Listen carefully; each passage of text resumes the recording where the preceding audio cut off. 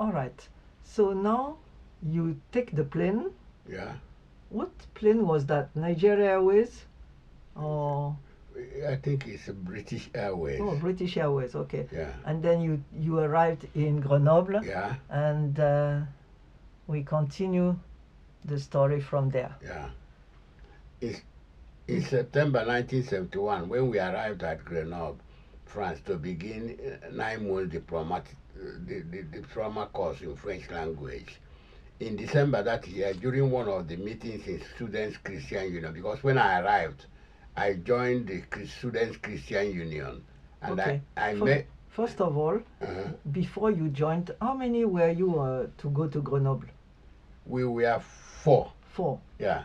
I remember there was a lady that was called Lami. Lami, and she was Hausa. Yeah, Lami was Yoruba. Oh, Yoruba. Yeah. And there's another lady, and then Tunde Adeboye and myself. Oh, Tunde was with you. Yeah. All right. Okay. So you arrived in Grenoble, and then they took you to the register, and we registered, and they have prepared everything. They sent me to the room where we live. Okay. It was a nice place. It was a nice place. Yeah. And we started attending the Christian Union. I started meeting people. I met some Nigerians who were already there. Grace, one lady, I've forgotten her name. So those were already there? Yeah, they're studying. So they stayed throughout the war? Yeah. No, they stayed throughout the war. Yeah. Yeah. So we are there during the war. And so how did you get the Christian Union?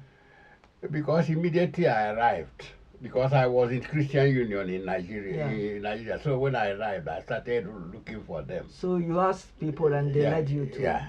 And it was a nice group on campus? Yeah, it was a nice group. They used to take us to the service, and then we met other people. And how did you get the church to go to? The Christian Union recommended. Right, because it was an evangelical church. It was an evangelical church. In town, actually. Yeah. Yeah. Okay. So how did you cope with the language in the Christian Union? It was okay for you? Well, I was understanding, because I was understanding and improving. Okay. And when I don't understand, the Nigerians will explain. But as it was French speaking, I improved very immediately as I became fluent. Okay. And so that's where we met. Yeah, that's where we met. Yeah, so maybe I just add some words to it. Yeah. So myself, I'd actually missed the church for 3 years for some personal reasons. And at that time, I just started looking for a church again, but I couldn't find any that I felt comfortable with. And then I met a young lady that was selling Bibles outside the restaurant, the how they call it, the refectory, student refectory on campus. And then I saw her selling Bibles, and I was interested, and because I was a Christian. So I said, how did you get that? And she said, oh, that she's English, that she gave 1 year out in France to sell Bibles and talk about Jesus to people. So I was really fascinated, because it was my first time of, one, meeting a British, and secondly, meeting somebody that was a Christian that loved Bible. So I told her, wow, and she said, yeah, that there is a group meeting, the Christian Union. So she gave me the address and the times, and so I went there, and then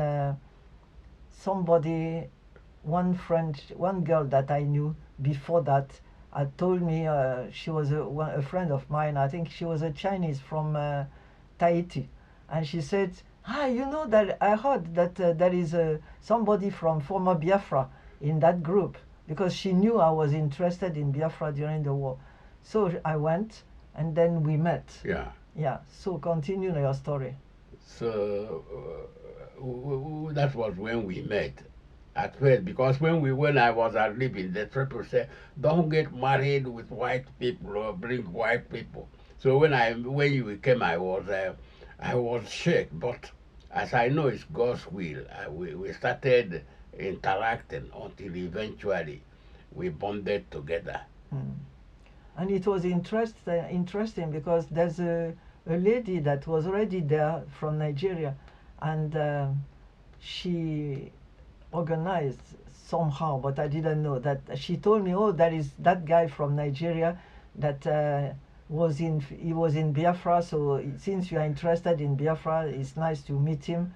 And so it's how we met, and then we started discussing, and he was explaining that you were explaining that you were studying for 1 year, and you were a very serious guy.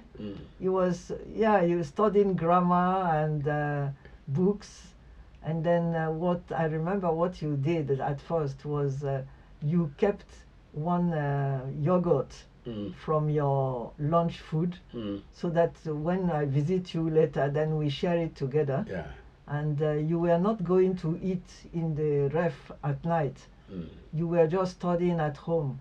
Why didn't you go to the ref at night? Because I wasn't. I wanted to get know the language very well and meet people. I feel isolated. Okay. So you were studying in your room. Did you have interaction with the people that were living in that place? Not much, except Nigerians. Yeah, because they were not students. They were. You were a postgrad. And the others, that Sonacotra place, they were not students. The others, And I remember one time in the corridor there, we met a young couple, and the boy was blind, and the girl was his girlfriend was helping him to walk. And you made a comment that this is very important, that people love themselves before they marry. So if somebody gets blind, then it will not cut the relation. It struck me that he commented that, because it was the first time somebody was saying that kind of thing, and you later talked to all the children. When we got children, you were talking about it to them. So apart from that, how different was France for you? Because obviously it was very different. France was, one thing I found is that when I got involved, I saw that France, unlike the British people we know in Nigeria, France was more familiar. When I meet you, are familiar, and the peoples we have familiar relationship was very much in France, and they welcome foreigners. Because when I came to your house, I saw some others also who had come there. So welcoming people is more in France. They were not segregating from others. That's what I found myself. What about why didn't you continue befriending the other Nigerians? Because I remember you just decided not to go with them again. Because they have Onyochalati. They think that the white is somebody higher. So, and then that it will be, before somebody get to them, it has to be possess all the qualities they need. But I found that it's not true. So you decided to separate so that you integrate better. Okay. And what was the relationship in the church? It was nice? In the church, people were very welcoming. You like the songs they were singing? We are singing the French songs. They were beautiful. Okay, well, apart from that, I know I think it's the church, is it, that took you to the Alps to ski? Yeah. When they invited you, what did you think? I went now. So you were there and you were not afraid? No, because I have trust in them, because they are Christians. So I saw that picture with when you were skiing. Okay. Myself, I never liked skiing, so it's interesting. Okay, and then we met, and What did you think about that? And it was, I just asked that it's God's will, because I didn't plan for it. But each time we go in, I have a fulfillment. Even though when I was living, they told me, don't come back with married white man or white lady. We want you to stay. But when we met, I have a feeling that is God's wish. And when I came to your family, all of them accepted me as member of the family. So I said it's okay.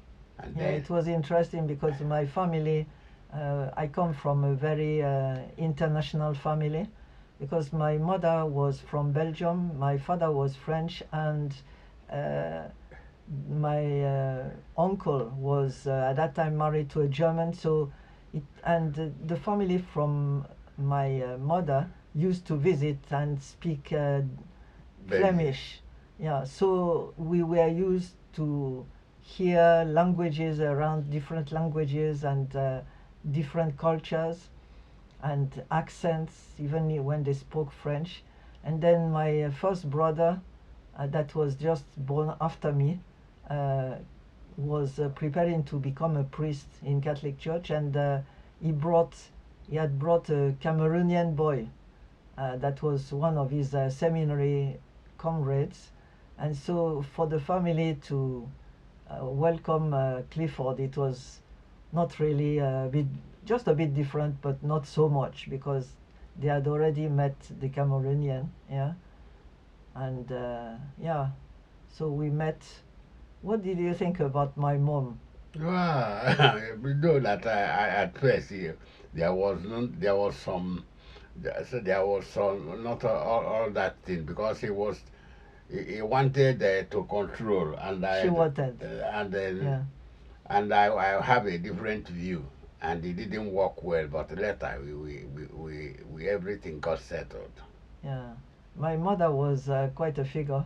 She was very, very domineering, and she decided to test you. Yeah.